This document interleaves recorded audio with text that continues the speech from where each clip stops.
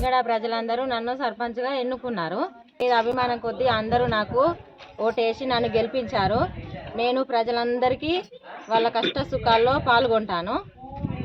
ఏ సమస్యలైనా పరిష్కరిస్తాను. గ్రామంలో కమిటీ హాల్ ఒకటి విద్యా సంస్థకు సహకరిస్తాను.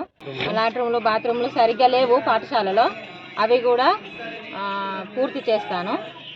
ఫండ్స్ ప్రజలకు గ్రామానికి చెందిన పనులకు మా భర్తని 2001లో సర్పంచ్గా ఎన్నుకున్నారు. అప్పటి నుండి ఇప్పటి వరకు మీ ప్రజాసేవలను సహాయం చేస్తూనే ఉన్నాము. ఇప్పుడు కూడా మమ్మల్ని ఎన్నుకున్నారు ప్రజలందరూ. ఇప్పుడు కూడా ప్రతి ఒక్కరికి సహాయం చేయగలుగుతామని అందరికీ మనవి ఇస్తున్నాను. నా పేరు దుర్గం భరద్వాజ్. రెబ్బెన గ్రామ పంచాయతీ సర్పంచ్గా గెలుపొందాను. మీ అందరి ఆశీర్వాదంతో ఈరోజు నేను ఈ స్థాయిలో ఉండడానికి మీరు ముఖ్య కారణం. కావున ప్రజలందరూ నన్ను ఆశీర్వదించి రెబ్బెన గ్రామ పంచాయతీకి పంపించడం జరిగింది.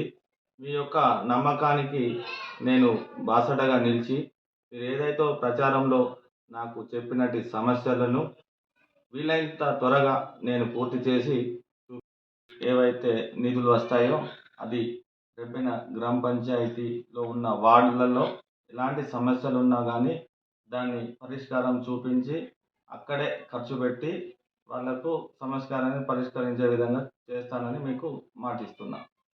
ప్రజలందరూ నాకు ఓటేసి గెలిపించినందుకు మీ అందరికీ నా యొక్క పాదాభివందనాలు.